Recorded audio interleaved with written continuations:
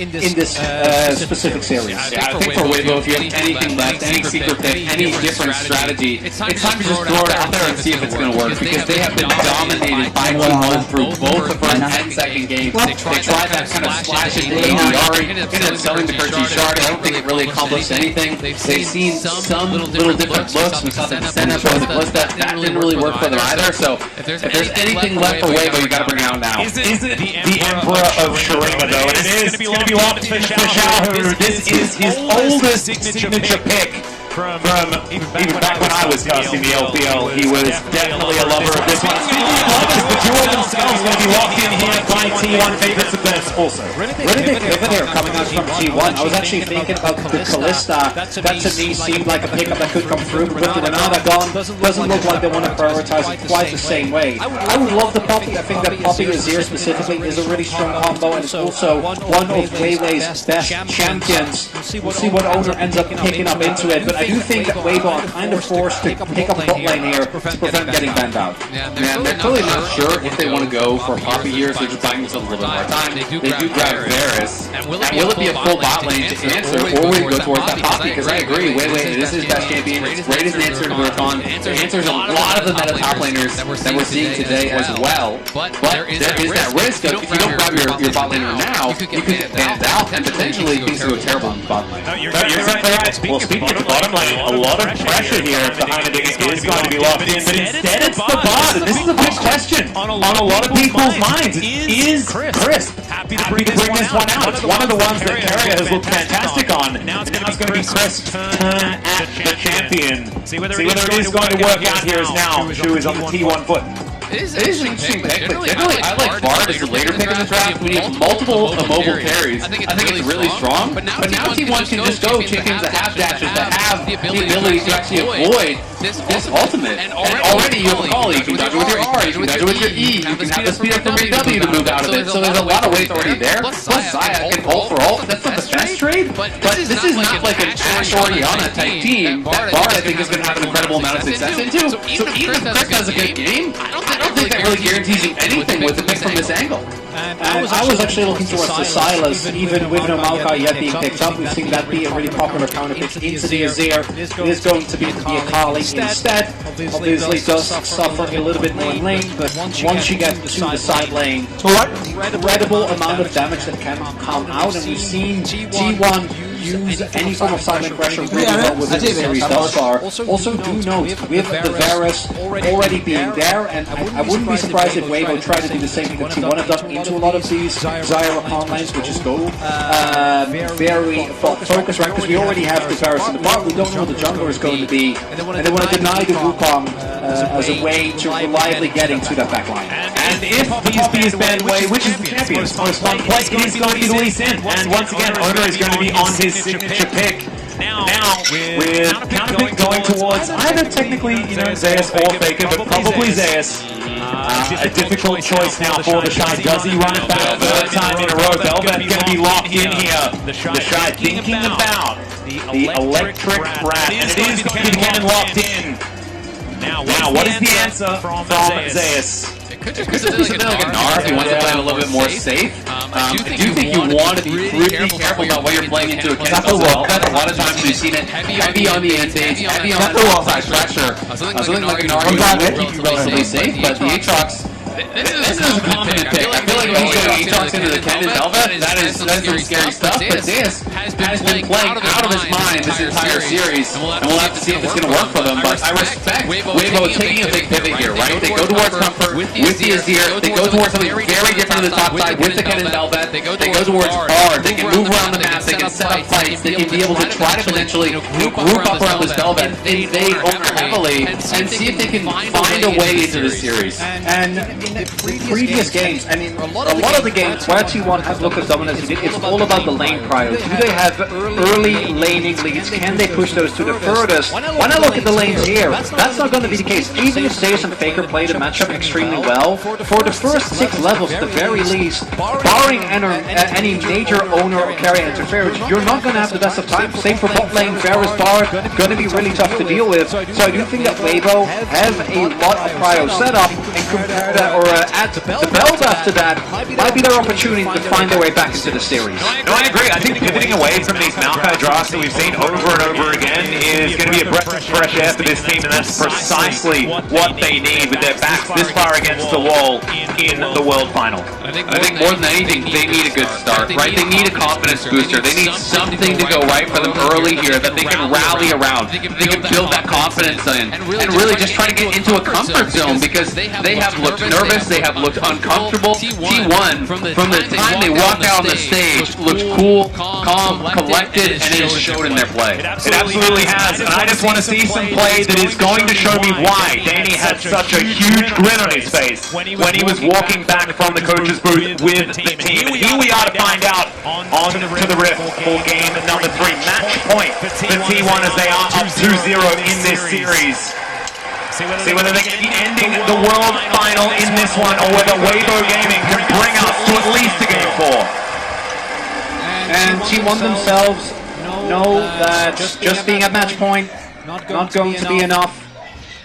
And you can connect to your League of Legends account with Prime Gaming. Grab the exclusive Pong W emote. We might not be able to say this again, so just make sure. Do it now. You do it now. Get it quick. No, you don't. But, you know, you do got to do it. Yeah, you should do it. I mean, you can also do it post-finals, right? Right. As long as you do it. That's the important part. Need the most. And I think that we saw last year with the run that DRX was able to make, that just being in a rough position, looking like you're down and out, that in of itself doesn't mean that the series is lost. And I think we see both in T1 how much more, as you were saying, calm and collected, not just when they came out, but particularly when you see them. And this also goes back to the series against JDG, where even when they got the early wins, there was no apparent joy, right, that you'd expect. Because they know, just because you're up 2-0 doesn't mean that Weibo doesn't get this game, gets a good angle in draft, can bring it back. And look at this start here from T1. It was Owner starting over on the Raptors. He actually got leashed on Raptors by Zeus because they were so nervous about that potential invade that Belveth teams have been doing so often. Also worth noting that Chris, level 1, ran straight top and gave a lane ward to the Shy, which is going to deny the ability for Zeus to poke in and out of that rush, drop aggro, going to be able to hide and use that. So really emphasizing that play towards the top side. And we'll see where Waylay does want to go, because he's just power farming on his bot side for now. So we'll be clearing up towards top, but no sort of a move towards an invade. Yep. He's going to be able to finish off his rip-off. We'll then get things sorted as Faker. You're on his 5th unique champion of the tournament. We have a look at all of the lanes. So far, actually with great position as far as tempo and control is concerned. Yeah, and this is what we were talking about. This should be heavily in favor of Weibo. We do see Faker is able to put in a little bit of pressure up just partially because they're not 100% sure where Owner is. He keeps distracted early on, but both for the Shy and for Chris and Light, really leads. Now the set up, say, a double scuttle or get an early back. The Shy also did go for call, so is looking to try and play as aggressively as possible while naturally being able to get ahead just by the virtue of cashing out. Yep. Light getting some Belveth wards in there as well. Just give Weiwei the opportunity to get towards the enemy jungle. Right now, he is just finishing off his top side. He's going to be able to get that one through, and then it is Rift Scuttlers that we're looking at as T1 moving a little bit further forward his carrier, but not going to be punished too hard. Just loses 50% of his health bar. And we are just going to see Weiwei on this ward for T1. So Vision given over, some information there. T1 do gather in this early stage. And it could be an Owner goes top, because now you know that the jungler can't be there to answer, so there is a potential angle to look for him. And he did just use his lightning rush, so I think he's in trouble. Yeah, there's the flash Q3 from Zeus. The Shy is in trouble. The lightning rush is on cooldown. He gets slowed down by the cripple, and the Q's going to land. Owner secures it in his first pick of T1. Perfect timing from T1. It's all because of the Raptors ward. It was a clear top to bot from Weiwei, but he wrapped down to try to go towards that bot side scuttle. As soon as they saw him on that ward, they knew they could go for it on top side. Zeus, no hesitation, starts it off with the flash in. But without the D from Kennen, there's just no way you're going to get out of that long lane. And we'll see if Weiwei is able to maybe make a play towards bot side as Owner making his way over the mid. That's going to safeguard forward there. It's Faker dashes in, and Xiaohu will survive. Faker just barely managing to walk away. As now they come in. Oh, the grand entrance phenomenal from Kerry. We'll see whether he can survive. The piercing arrow will do it. And Weibo Gaming even out the scoreline. Light knocks him down. That was a big kill for them on the bot side. They makes it his life in this potentially final game. Tell you what, that was a pretty cool looking grand entrance though. I gotta say, Weibo, again, to me, he is the guy that makes it happen. I think he's been the player that has really impressed me the most here on Weibo. He keeps trying to make these plays, and it's been kind of the saving grace for Weibo in the early game with how much they've been pressured. And you have to say, it's really concerning to see the Shy die top lane once again here with how Zeus has been playing. If you cannot keep this guy down, he is just on fire. But it is Zeus with no flash, and it is Crisp up on top side. But missing his Ignite, I don't know that he can really go into this wave and try to fight him. Zeus is going to get some vision down on top of the ward that Weibo already have. They know that this is where they need to defend, right? You can see the Shy with a couple of wards already invested here towards this top side. Now underneath this turret, Zeus finding these little cues. Magical Journey, definitely a possibility, and Weiwei wants to take it with Crisp here. Let's see whether they can get an angle. 3 versus 1. He does try and get out. There's the World Ender. He's trying to avoid all of this CC, and it's not going to work. There's the kill for Weiwei. Really good communication there for Weibo. They know that Zeus wants to try and get the wave into the Shy, setting himself up as juicy bait, and Zeus takes it. But the question is, how much do you lose bot side? Because we talked about Light as the hope in this game. Light now is going to be fully zoned off the wave. They lose the Dragon as well, because there was so much time spent top side. They're going to lose at least 1 plate bot, maybe 2, and likely most of, if not all of this wave, because he's totally zoned off until Crisp arrives. So, yes, they do get a kill on top side, but T1 are taking a lot down here on bot as well. And it's not going to be a Cloud Soul this time around, gentlemen. It is going to be Cloud Drake coming up second, so we'll get a different song. We'll see what that is going to be a little bit later on. Zeus comes back up towards this top side, about 20 CS down. So the top lane that Weibo have been focusing on is kind of working out, but like you're talking about, so much is going to hinge around. Light does still have a CS advantage. That bottom side certainly is somewhere that T1 can play through. And this is also where the early kill in Light, I think, makes a really big difference, because the fact that he was able to get that kill means that even with him having to give up some of his laning lead and Gumayushi picking up a plate, still going to be in a great position. Carrier, though, now taking control as we do have Weiwei here again. Yeah, control ward has come in, of course. Crisp can make these tunnels. So they are a little bit closer than you might otherwise expect, but no, not going to pull the trigger on anything, understanding that T1 have full information of what's going on. Exactly. They knew they've been spotted. They're not sure where Owner is on the map right now, so it would be a risky play. Owner is shadowing them. He is level 6, so Weiwei just going to keep his farm up as much as he possibly can and re-clear that bot side jungle. But Faker, time and time again, has just been pushing out, moving into the enemy jungle, getting a ward down, and now pulls the wave to push towards him. So that entire wave is going to be denied from Shahu as it comes in towards Faker, and that's going to even out a lot of the CS in that mid lane. We can also see that Owner is in that area as well, so setting up for a potential gank. You can see Crisp going to come up and make sure that this mid lane is going to be sorted out. With this wave pretty prepped, this is going to be a very satisfying queue. Oh, Faker doesn't even let us see it. He just wants to deny even more CS if he can, and now Zeus cheating down. They're trying to get vision on where Weiwei is, and they know he's not going to be in the top side jungle. Owner is there, Zeus is there, Carry is there as well, so they can now move up and potentially start up this Rift Herald, because they do have Prio.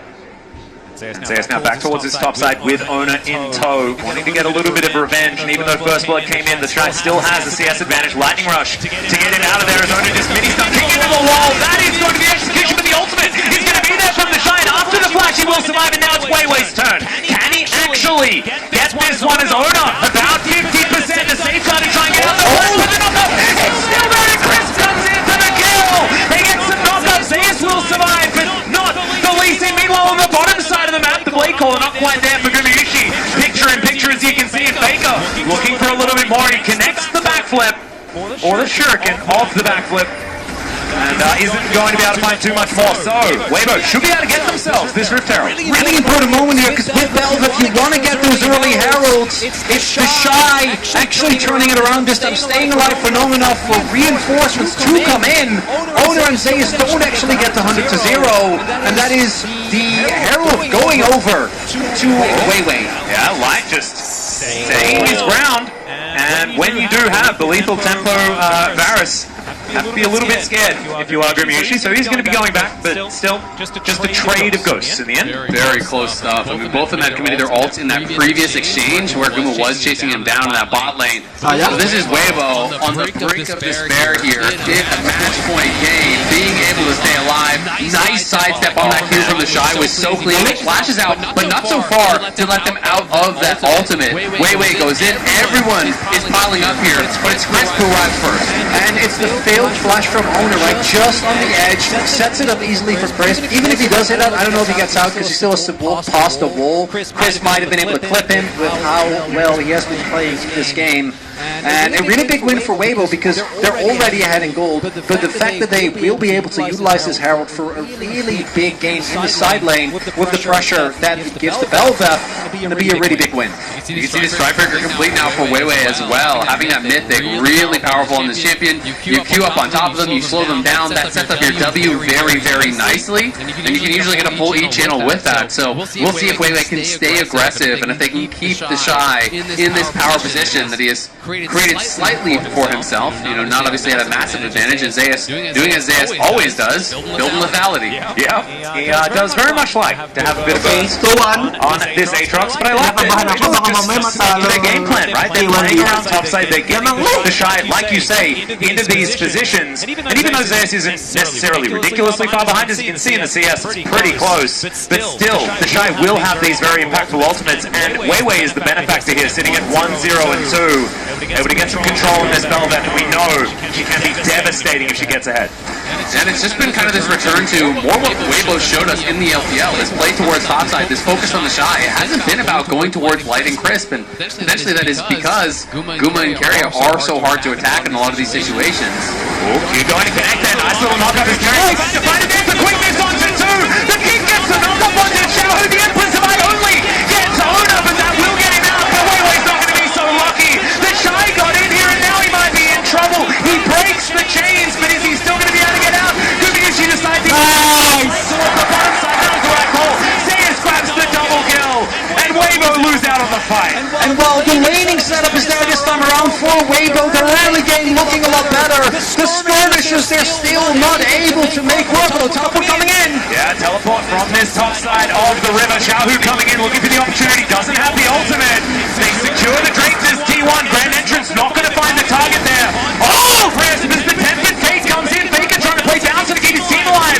And the ultimate doesn't really work out here from Chris. Still, they don't lose too much, even though Xiaohu is on the other side of the map. And they're buying time for the fact that there's just a guy on the top side of the map taking plates. Yeah, they can't get anything. It's a great ulti from Chris, but no one is there to follow it up. And as you say, Chronicler, again, it's T1 out skirmishing Weibo, who were in that power position coming into this fight, it felt like, but T1 just preempts the play. They press the go button, they find that engage, and they push Weibo out of there. And it's Carry and Owner grouping up and starting this off. And initially you see Weibo wanting to try and look for something here, but Carrier with his charm buys so much time, and then the moment that Faker hits that E on Weiwei, his fate is sealed, splashes over the wall just to die to save, actually giving him the reset. And then this is the point where already as Weibo, you have this incredibly strong like level 6 comp with the Shy, with your ultimate, and they just don't get to use it. Yeah, and that's just T1 really understanding their position in this game. They find the opportunity, they force the engage. That's one of the really powerful things you can do against comps like Cannon comps, where you just get on this guy, you put him under pressure, you force him to use his ultimate in a situation that he doesn't want, just almost defensively, as they were able to there. And it just means that losing that second dragon, this one's going to be an Ocean Soul available, which would be pretty devastating, I think, for their chances. It would mean that the Shy is not going to play through sides at all. Yeah, exactly. And on the other side, if there was some control here for Weibo, then they can utilize this Varus poke very expertly, right? You can play in that neutral effectively if you can get themselves some of these dragons. 4 of them would seem pretty good, but it also feels a little bit like a pipe dream at this stage. You have a look at the gold though, 300 still in advantage of Weibo. No first turret to go down just yet as the plates fall. Too many of them going over, but we're having a look at the amount of Drakes that have been stacked, and the fact that T1 once again have a bit of control on this map, I think, is the problem. They have been dominating the objective game all day. It has felt like Weibo rarely able to really get a foot in, it feels like, at these critical objective fights. The setups from T1 have been better. They have been more prepared when these fights are going to break out. And you can see in the MasterCard lane economy snapshot, once again, Zeus now is ahead. And that is going to be so tough for the Shy, because you really are dependent upon these early game leads that you build up as Kennen to be able to play through sides later on. And Zeus also has been, not historically, right, has actually had an issue with that, but domestically, outside of finals, been so consistent in even when he is behind, generating value. I remember a Jace game where he went like 0-3 early on. He was still able to output insane amounts of damage, and now he is playing the full lethality Aatrox yet again, the only one who consistently has had success with this specific build. Get out of the way. For Weibo, this Herald to me is kind of a must-win. You need to get that, you need to break open the map. We'll see if they're able to get it done. And Weibo are going to have to count on their carry. In his spot here. Shouty has been able to make it happen at many international tournaments. 3 MSI titles for this guy, but Worlds thus far has not been as much about him as it has the others. And maybe this is the time now that he can step up on this Azir, on this comfort pick. Maybe can make that big play that can claw this series back for Weibo, because T1 are coming and they're looking for a fight. Yep, they're seeing what they can do here as Faker moving into Fog of War. Potential teleport angle here is light. I don't think he's going to be able to get through that way, but still, Weibo with the Shy on the flank angle. He has flash available, and now the teleport comes in behind him. Faker wanting to find his angle in. They don't get the knock-up. A little bit of mistiming there from Weiwei, as the Rift Herald is going to reset. Gets back into the pit. Weibo gonna have to start over. But still, Light can never actually move from mid lane over, because these wards are actually covering his move through the river. He can't actually get over there. He would get engaged on by Carrier. He knew it. He read the play. But Weibo can't commit to the Herald without their AD carry being able to join. At the very least, Weibo do force Faker his TP. Doesn't get to just push to his heart's content towards that bot side of the map. See if they want to continue trying to contest there, because it looks like T1 not really that interested in the Herald themselves, but very interested in ensuring that Weibo don't pick it up and looking for a fight angle if they do try to commit to it. I can understand it. Does quite like securing those Heralds. Crown now complete. Now who moving towards Nexus 2. Not necessarily the most damage, but will have a lot of consistent impact in a lot of these fights as well.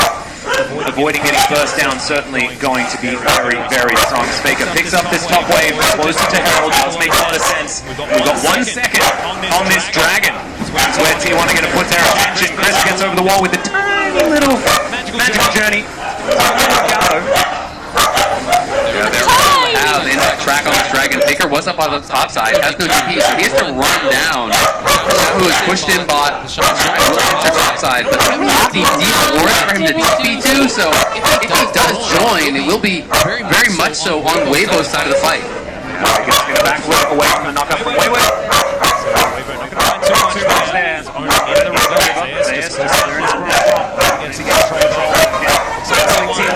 Hindi ko alam.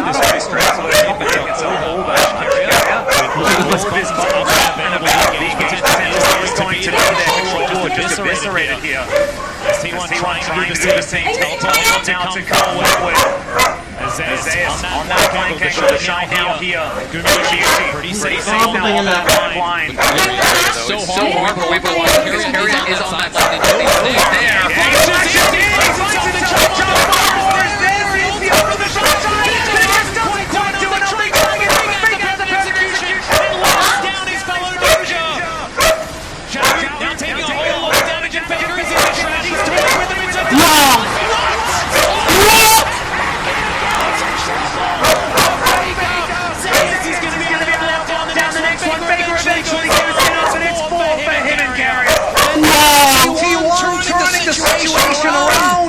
Their health bars are low, not all of Weibo's cooldowns actually hit the mark, but it doesn't matter, they're still looking great. If only they could take down Faker, but they three reinforcements come in, and T1 settles for points. They just can't. Bitches with the Q won't get it. It's T1, one game for the World Championship. Dragon from Seoul. And Carry gets spotted. He's great. I'm going to engage. Both your soul leaders are stacked up. Carry goes right in. Knocks them both up. The he comes through there. I think it was meant to protect the shot. But it kind of backfired as it immune the team coming from Shot. And from Shot was ultimate.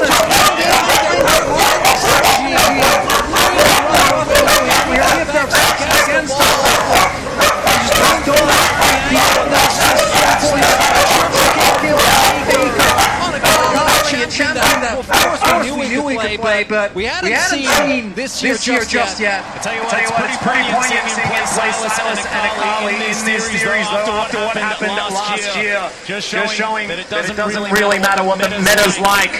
Faker's there is always going to be an opportunity. Just kind of cute after what had happened. And the man is the meta. This guy has been around forever, and it is so impressive to see how well he is playing, because I don't think you could make the argument that he has been the best performing mid laner individually since 2017. This year you can make that argument. He has been tearing it up. He's been great in lane, has really been impressive in team fights, and it just feels like a rejuvenated Faker. And he goes again, as now Ona looking for that opportunity as well. Backward connects also. Perfect execution. Comes forward. Has he understood the answer? He is no, because he has the stopwatch anyway, and now the cavalry comes in. Way. Comes under it. The lethal Aatrox gonna get it done in T1. They feel like it every time. It's the king at home. Respect the name. Faker, the greatest of all time. Styling on him. Faker, oh my god. Line's desperately trying to get something going here. Not going to be the case. He's not going to be allowed to because Faker wants to keep his whole heart alive as well. It's not going to work out. He goes into the shroud. I don't know whether this is necessarily the fight that you want to take. The challenge is going to turn up. Faker is going to get Baron secured here for T1 on all 5 members as we tick just past 21 minutes.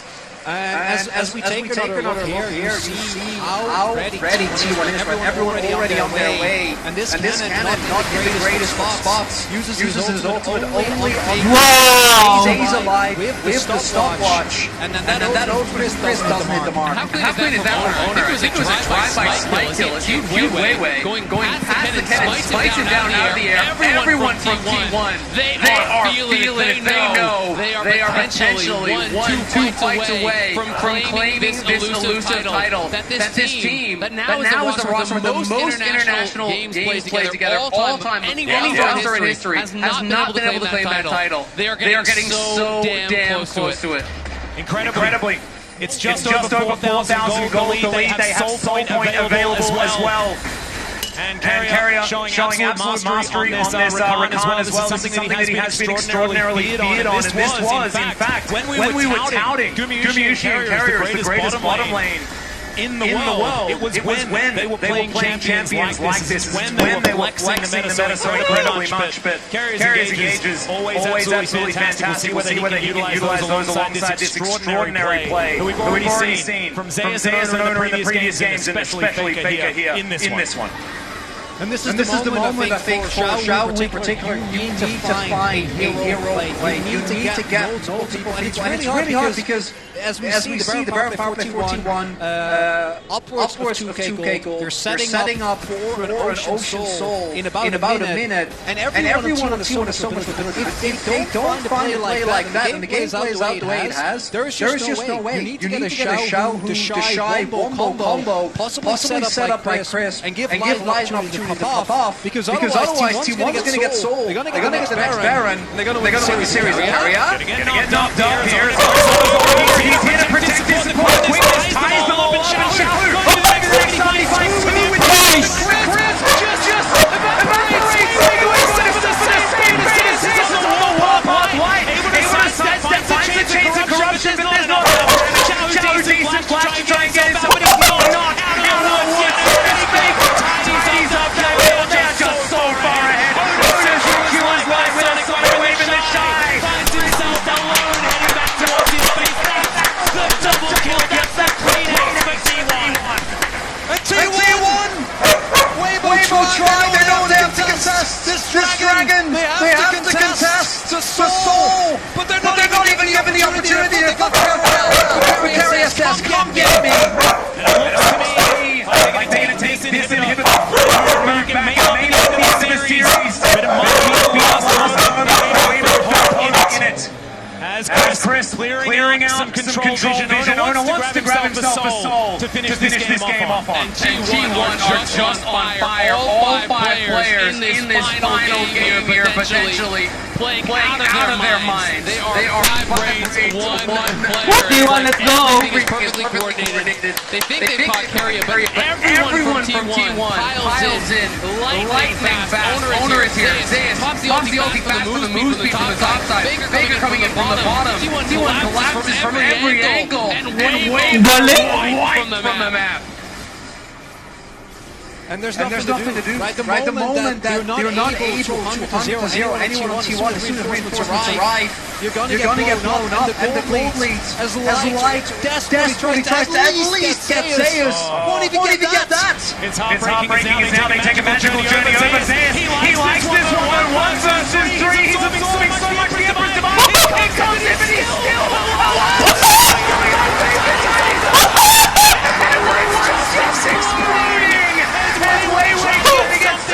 Oh my god! T1 is lost in Bane 5. 4 times they've been knocked out, and 4 times they have got back up for this moment. It was 7 years since their lost, a decade since their first legacy has been reignited. T1 will be your 2023 World Champions. Let's go!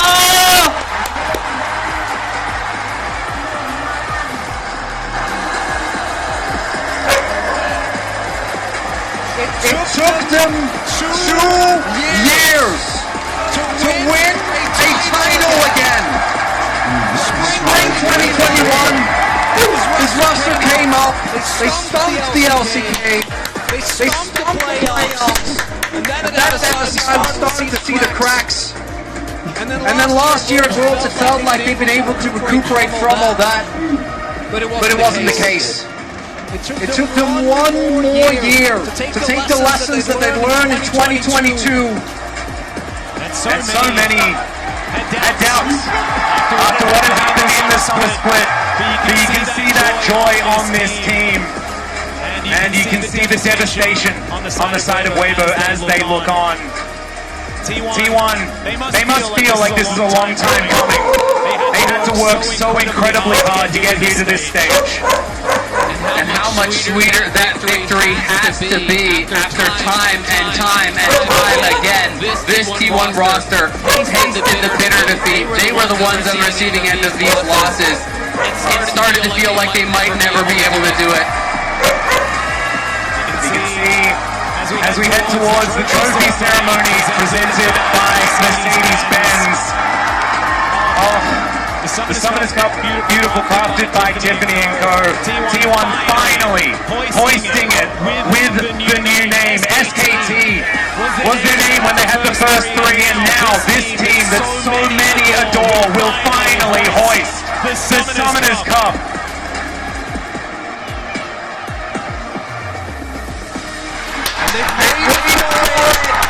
Last year, the story wasn't about them.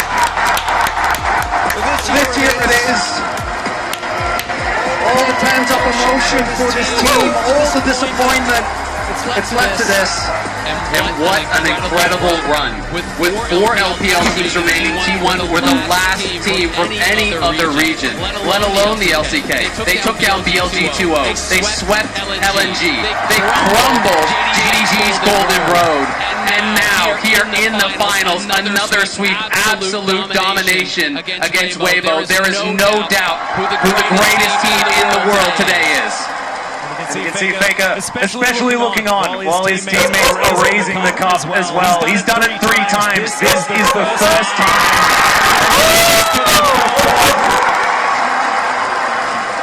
I can't believe it.